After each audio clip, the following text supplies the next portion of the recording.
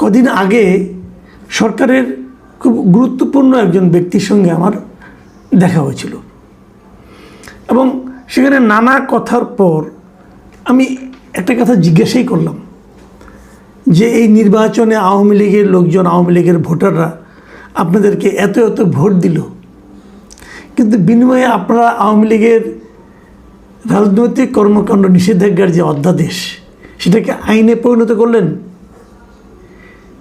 এটাকে আপনারা ঠিক করলেন, অথবা এই আওয়ামী লীগের লোকজন কি আপনাদের উপরে এখন হ্যাপি থাকবে?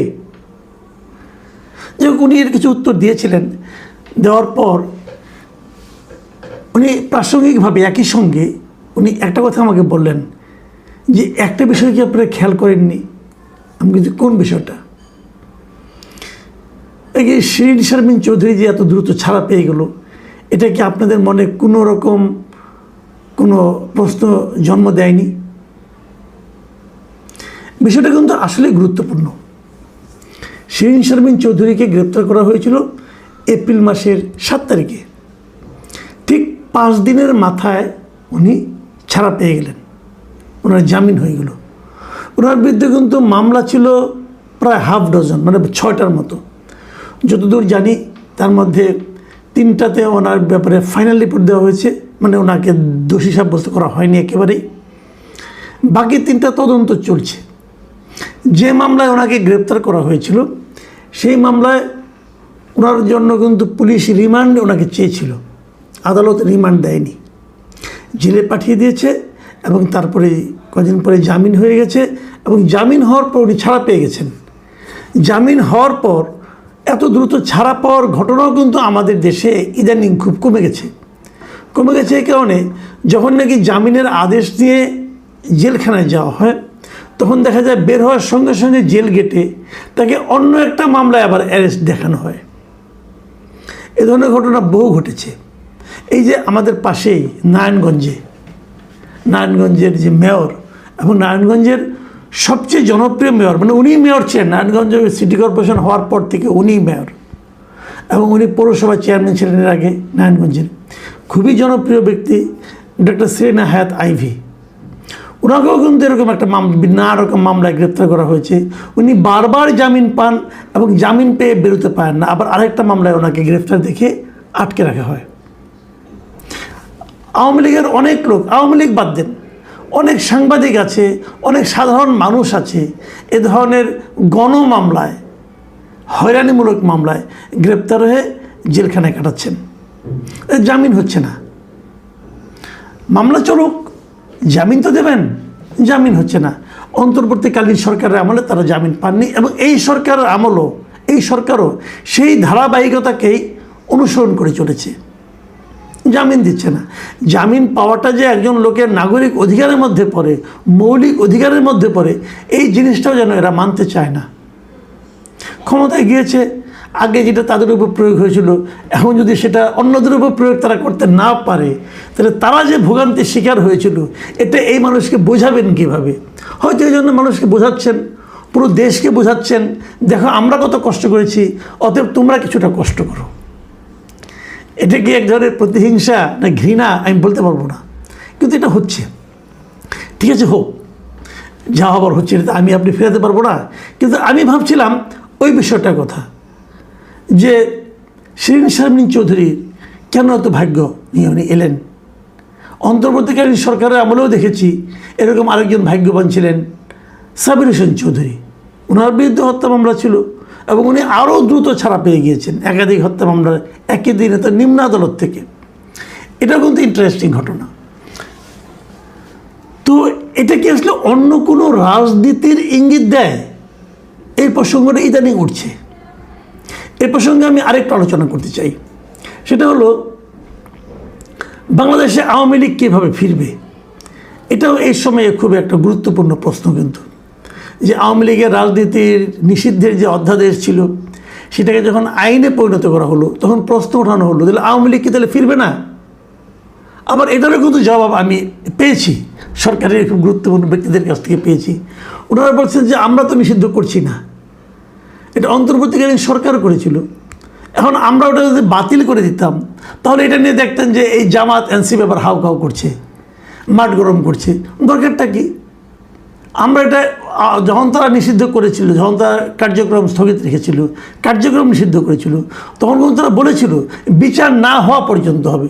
তো বিচার হয়ে গেলেই তো হয়ে গেল, এবং বিচারের রায় যা আসে তাই হবে। ইঙ্গিতটা কিন্তু স্পষ্ট যে বিচারের পর্যন্ত অপেক্ষা করতে হবে। বিচার হয়ে যাক, আমরা চাই দ্রুত বিচার হোক। বিচারের রায় কী হবে দেখা যাবে। একটা রাজনৈতিক দলকে নিষিদ্ধ করার জন্য বিচারকটা কতটা উদ্গ্রীব থাকেন, নাকি সেই সময়ে সংগঠিত সন্ত্রাসী কর্মকাণ্ডের জন্য দায়ী ব্যক্তিরা দোষী সাব্যস্ত হন, সেটা আমরা পরে ইনশাল্লাহ দেখতে পারবো। কিন্তু প্রশ্নটা অন্য জায়গায়। যদি ধরেন বিচারের রায় হলো, হাইপোথেটিক্যালি ধরেন যে কিছু লোকের শাস্তি হলো, সব লোকেরই শাস্তি হোক, অসুবিধা নেই যারা নেতৃত্বে ছিলেন, কিন্তু দল তো চলবে। দলকে আপনি এভাবে নিষিদ্ধ করা যায় না, আর গেলে তার মানে আপনার আফটার ইফেক্ট খুব ভয়ঙ্কর হয়। তো ধরে নিলাম দলটা আবার বললো হ্যাঁ আওয়ামী লীগ করা যাবে। কারা করবে আওয়ামী লীগ? কাদের নেতৃত্বে? শেখ হাসিনা? আমি কিন্তু তেমন কোনো সম্ভাবনা দেখি না। আপনি বলবেন যে আমি কেন দেখি না? শেখ হাসিনা এত বড় নেত্রী, আমি দেখি না এই কারণে শেখ হাসিনা তো অমর নন, তাই না?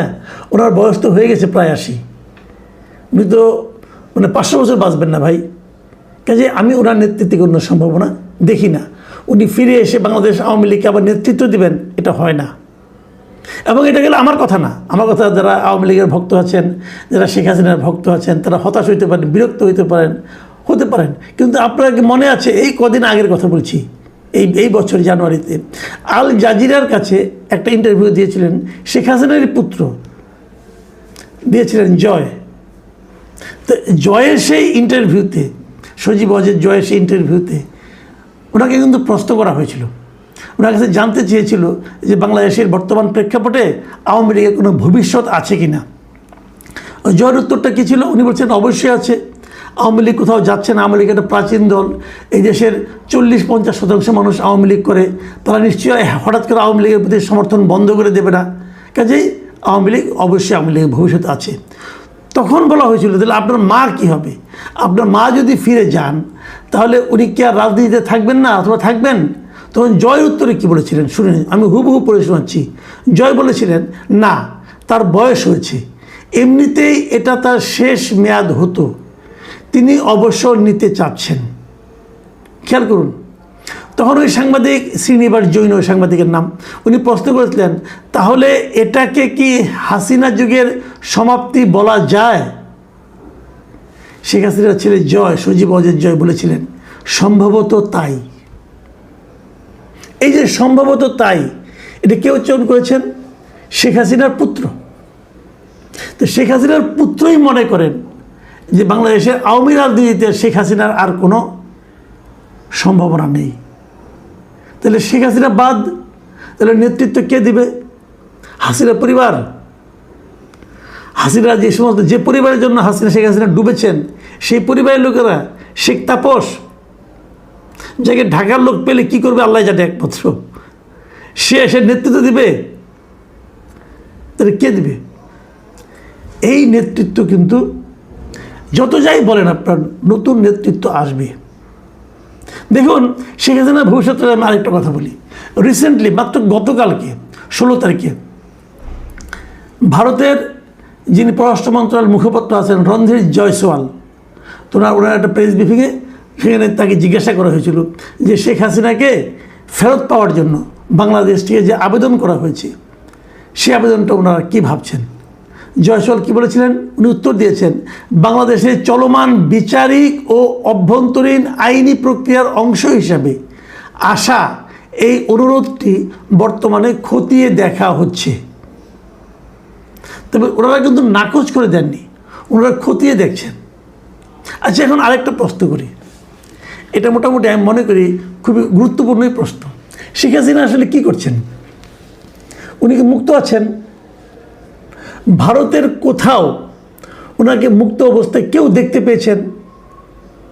অনেকে কিন্তু শেখ হাসিনার এই থাকার সঙ্গে ওই দালাই লামার অবস্থানটা করেন, বিচার করেন। দালাই লামাও তো ইন্ডিয়াতে আশ্রয় পেয়েছে, হ্যাঁ পেয়েছে, পাওয়ার পর দালাই লামা কিন্তু সারা দুনিয়ায় ঘুরে বেড়াচ্ছে। শেখ হাসিনা কি ইন্ডিয়ার ভেতরে কোথাও যেতে পারছেন?